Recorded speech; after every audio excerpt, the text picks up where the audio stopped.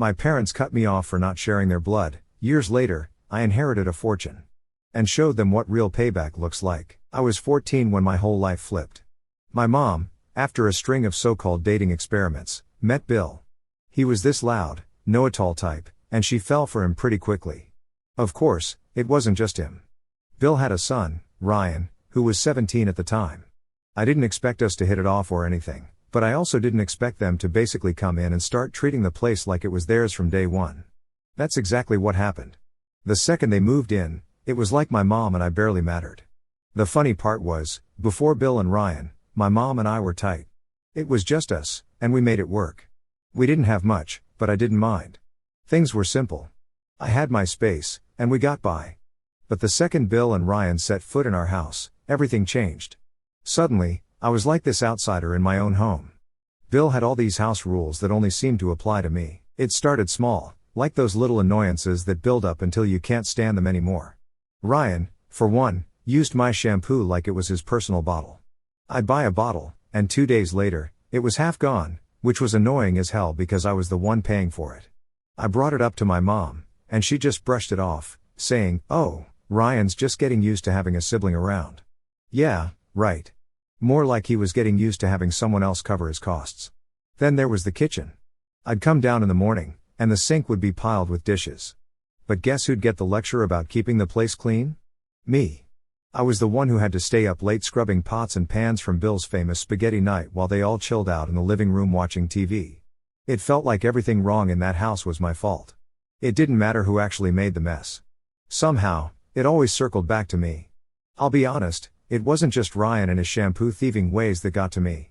Bill was even worse. He had this way of looking at me like I was always up to something, like I was just waiting to cause trouble. Anytime something went wrong in the house, a lost remote, a broken mug, you name it, he'd give me this look like he was waiting for me to confess. If I dared stand up for myself, he'd make some comment about how disrespectful kids are these days, as if he'd done me some grand favor by marrying my mom. My mom was no help. I don't know if she was just blind to it all or if she genuinely thought I needed to make an effort, but she'd always cover for them. I'd say, "Mom, they're making me do all the cleaning," and she'd just reply, "Well, we're all family now. We have to make things work." Right, except it was only me who had to make it work. She was too focused on this fantasy of us being this big, happy family to see how I was getting pushed out. About a year in, she and Bill dropped the big news. They were having a baby. Everyone was thrilled, especially Bill, who went on and on about how the family was growing. My mom seemed to think it was going to bring us all closer together, but to me, it just felt like another way I was being pushed further out. I was right because guess which room became the nursery? Yep, mine. I got moved into this tiny, cramped guest room that barely fit my bed and a dresser. I had no privacy, no space, and it felt like a huge slap in the face.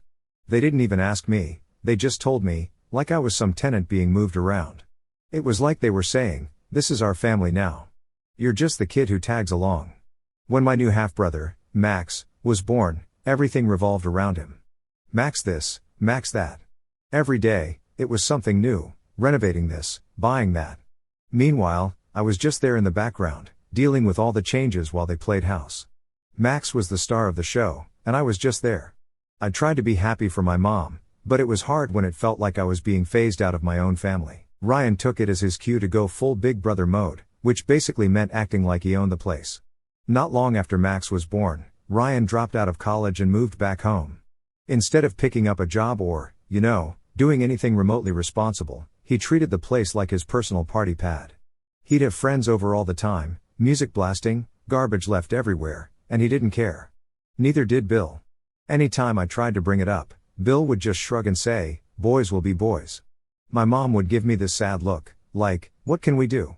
I don't know, maybe set some rules? I started spending as much time away from home as possible.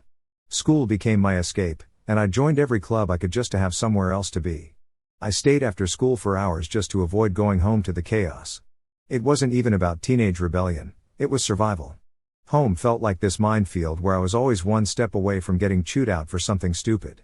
It was exhausting. One night, I came home late from a study group, hoping to sneak in quietly and just go to bed. But when I walked in, the house was dead silent. I checked the fridge for something to eat and found a note on the door, "Went out to dinner, be back later."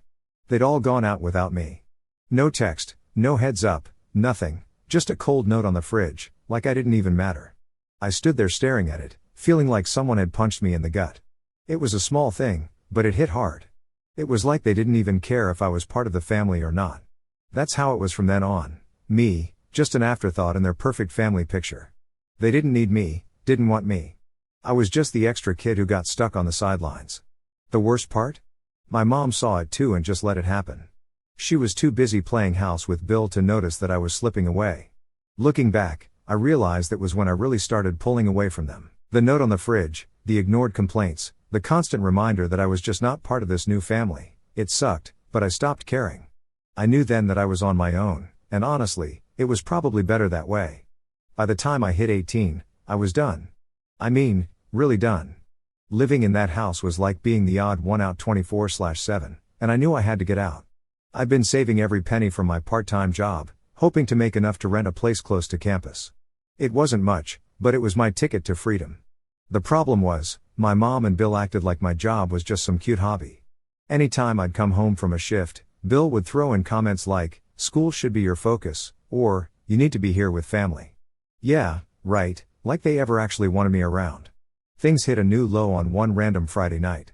I was at work, busting my ass to save up, and when I got home, the house was a total disaster. I mean, like a tornado had ripped through it. Empty bottles, pizza boxes, and the smell, let's just say it was like a mix of booze, trash, and stale food. I went upstairs, hoping my room was safe, but nope. My door was wide open, and my room looked like it had hosted a frat party. My bed was covered in stains, don't even want to know what kind. A lamp was smashed, and my notebooks and projects were scattered across the floor, some of them ruined. Ryan, genius that he is, had decided my room was the perfect place to entertain his friends while I was at work. He didn't even try to hide it. His jacket was draped over my chair, and there was a stack of beer bottles under my desk. I was livid. This was my space, my little corner of the house, and he treated it like a public restroom. The next morning, I went downstairs, absolutely fuming. Bill, my mom, and Ryan were all having breakfast like it was just another day. I didn't even sit down. I just went off. I said, "What the hell, Ryan? You used my room as your personal party zone while I was working." Ryan just shrugged, gave this lazy grin, and said, "Chill out. It's not a big deal. We cleaned up." Cleaned up? Yeah, right. His idea of cleaning was probably shoving stuff under the bed and calling it a day. Then Bill piped up, saying, "You need to be more responsible with your belongings. If you don't want people touching your stuff, you should keep it locked up." Seriously? I was supposed to lock up my own bedroom in my own house because his kid had no respect for boundaries? My mom just gave me this sad look, like she wished I'd drop it. She didn't say anything, just sighed and mumbled, "Let's not turn this into a big deal." But it was a big deal. My room was trashed, and they didn't even care. After that, I started counting the days until I could leave. I was working extra shifts, taking on every possible hour I could just so I'd have enough to cover a deposit and a couple of months' rent. I barely slept, barely ate, and every time I was home, it felt like walking on eggshells. Bill would complain about me being too independent. My mom would look disappointed, and Ryan just went on living like he owned the place, partying, mooching off my mom and Bill, and doing whatever the hell he wanted. Then came the last straw, this moment that completely broke me. I had this big science project I'd been working on for weeks. It was important, one of the few things I actually cared about at school, and I needed to get it done without interruptions. I set up in the living room, where I thought I'd have a bit of space, but of course, the whole house treated it like I was just sitting there doing nothing. Ryan came in, blasting his music, practically yelling on the phone to one of his friends about plans for the weekend. Max, my little half-brother, was running around, screaming his head off, and Bill was telling me to pick up because apparently my project was taking up too much space. They acted like I was in the way, like my work didn't matter. So, I packed up my stuff and headed to a friend's house to finish the project there. Her parents let me set up in their dining room, and for the first time in forever, I had some peace. That was when it hit me, my home life wasn't just bad, it was toxic. My friend's family didn't make me feel like a burden. Her parents just offered me space, no questions asked. It was a small thing, but it meant everything to me. I finally realized how screwed up my situation was. My own family treated me like an outsider, but here I was at a friend's place, actually feeling like I belonged. It was messed up. By then, I had enough money saved to start looking at apartments. They were small, old, and a bit far from campus, but they were mine. I could finally get out. I found a place that was affordable, put down the deposit, and planned my move. I wasn't even going to tell my mom and Bill until the last minute because I knew they'd try to talk me out of it or make me feel guilty. But part of me wanted them to see how fed up I was, to finally get it through their heads that they'd pushed me too far. One night after dinner, I sat them down at the kitchen table. My heart was pounding, but I was done with being scared or guilty. I looked them both in the eyes and said, "I'm moving out." Silence. My mom just stared at the table, and Bill actually laughed, like it was some big joke. He shook his head and said, "You think you're ready to live on your own? You barely even know how to manage yourself here." That stung, but I didn't let it show. I just said, "I've saved enough to cover the first few months' rent, and I found a place. I'm ready." Bill went off, calling me selfish, ungrateful, saying I was abandoning my family. He even threw in this line about, "Max looks up to you, you know," as if that was supposed to keep me chained to this toxic mess. My mom, on the other hand, just kept muttering things like, "Family sticks together," and, "You'll regret this." But I wasn't budging. I packed up everything I owned that night. My mom came into my room once while I was packing and tried to make small talk, offering me some of the old pots and pans. We barely spoke about anything real. It was like she couldn't even admit this was actually happening. By morning, I was ready to leave, and when I walked out that door, I felt a mix of relief and sadness. It was hard, but I knew I was doing the right thing for me. When I finally locked the door to my new apartment, I felt this weird mix of freedom and fear. For the first time, I could breathe without worrying about Bill's moods or Ryan's messes. I could come and go as I pleased, eat when I wanted, and just exist. That first night was rough. The place was tiny, and the silence felt strange, but little by little, I settled in, and I realized I was finally free from the constant stress of that house. I'd finally reached my breaking point, and honestly, I'm glad I did.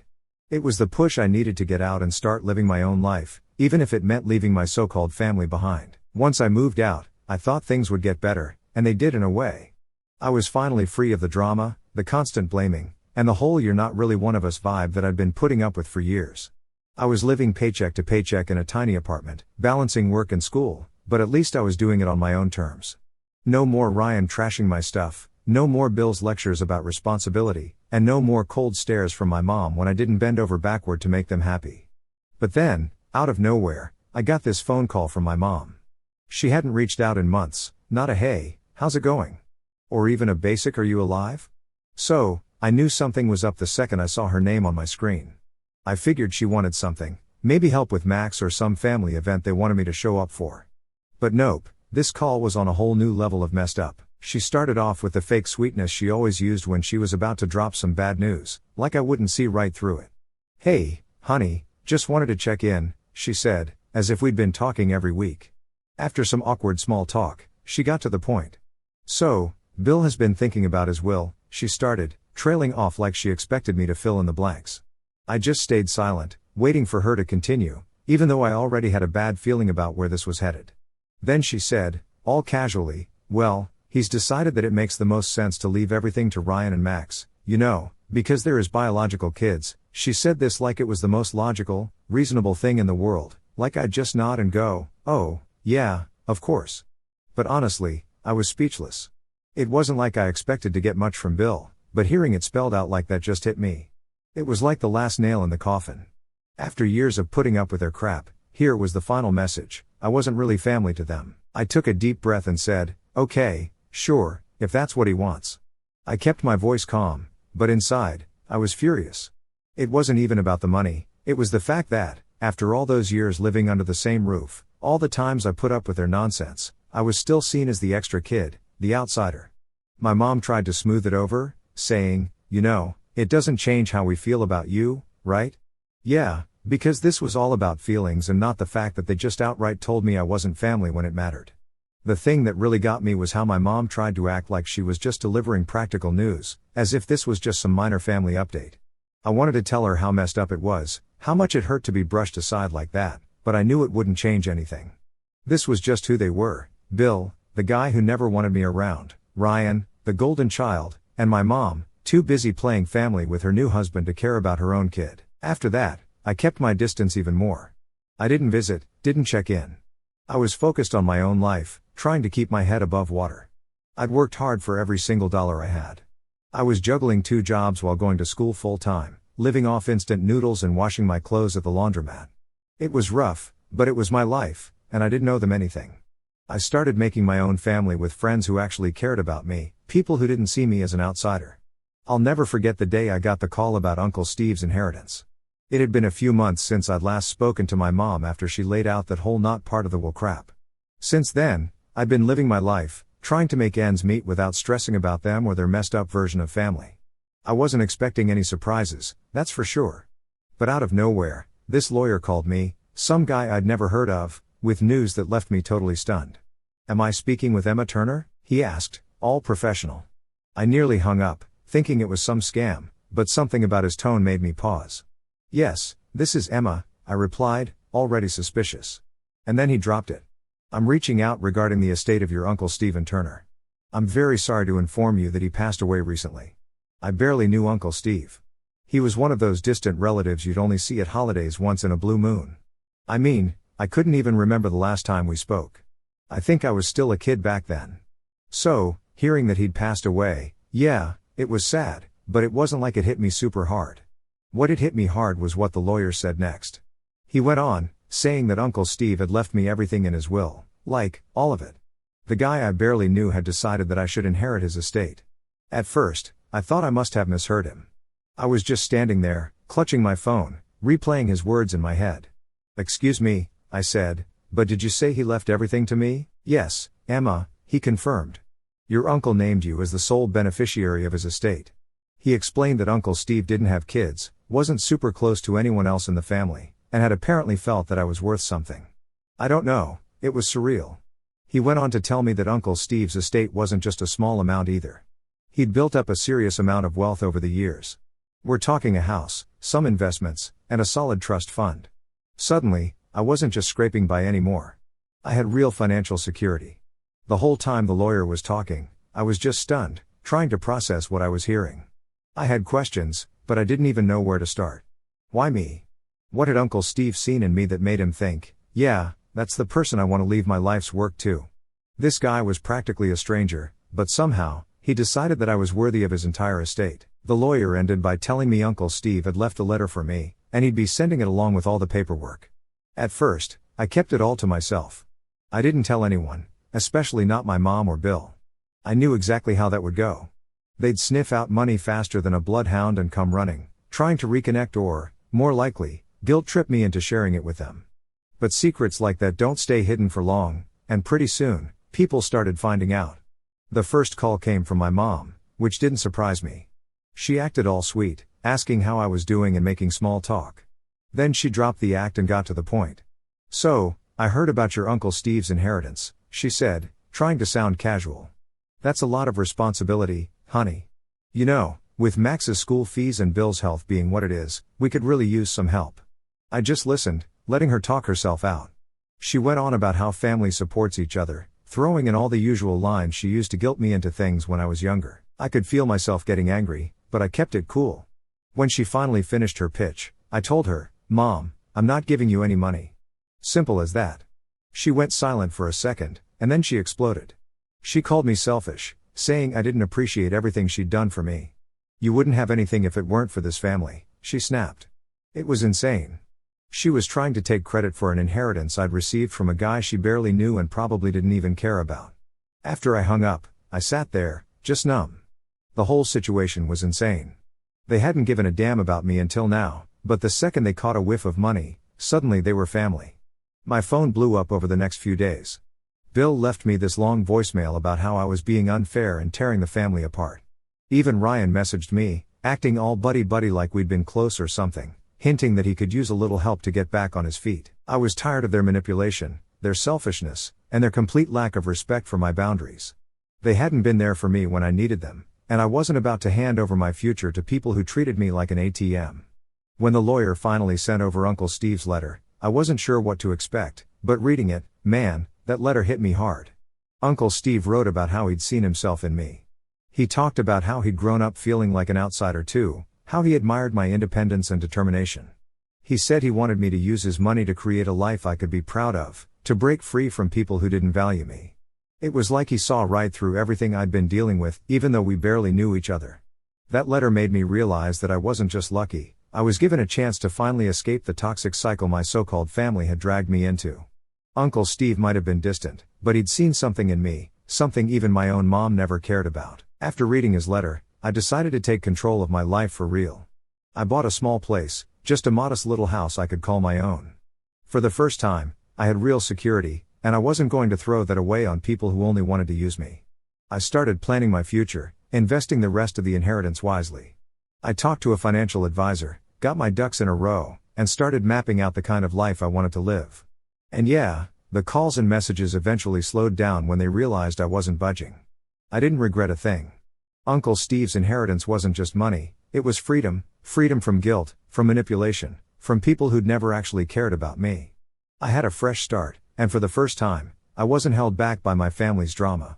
Letting go of them wasn't easy, but it was necessary. I had a chance to live life on my own terms, and I wasn't about to waste it. I thought cutting off my mom, Bill, and Ryan after the whole inheritance mess would finally be the end of it. I was prepared to go fully no contact, block them, live my life in peace. I had my own place now, was finally doing things for myself, and wasn't looking over my shoulder every time my phone buzzed, wondering what new demand or guilt trip they'd try to pull.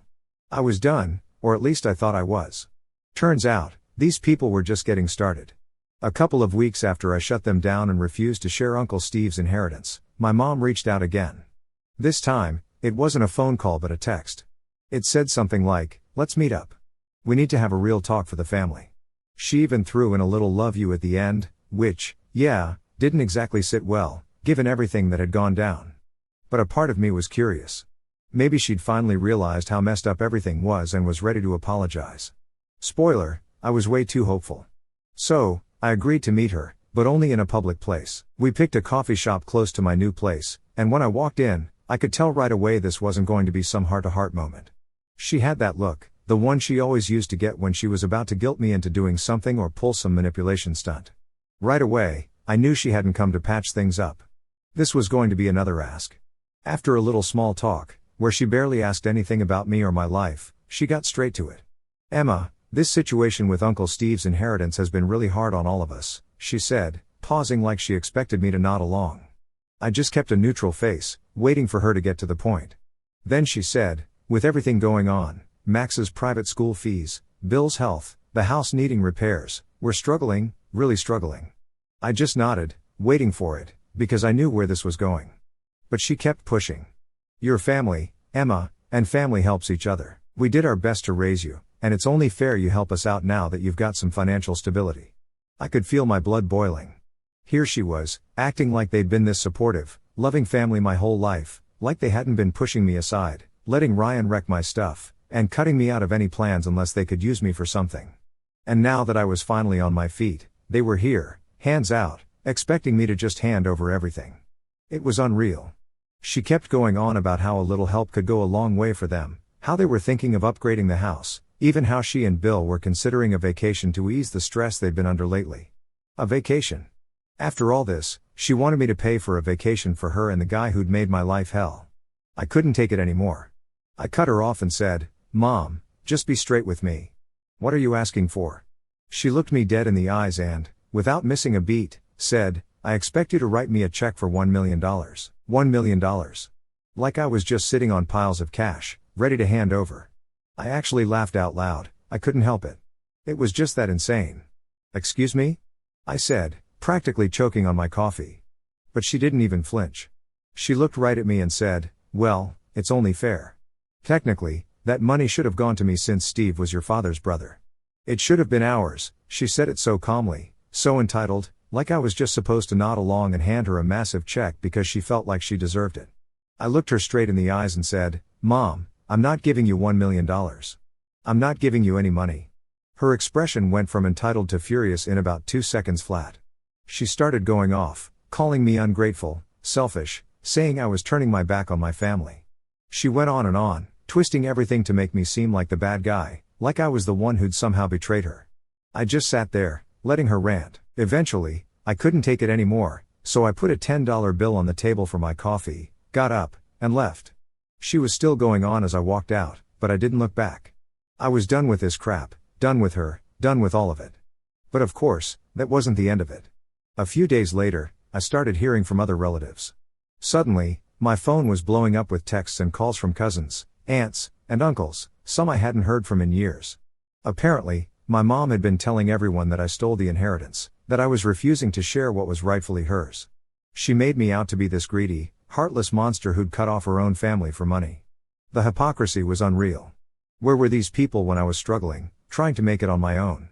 Where were they when I was getting kicked around at home, living as the outsider in my own family? Nowhere. But now that there was money involved, suddenly they all had opinions. I didn't even bother responding to most of them. I was tired of explaining myself to people who hadn't given a damn about me until there was something to gain. Then I got a message from Bill. He sent me this long, guilt-trippy text, going on about family values and how I should be putting the family first. I replied with one sentence, "Funny, you didn't consider me family when you wrote me out of your will." I thought that would be the end of it, but they went nuclear.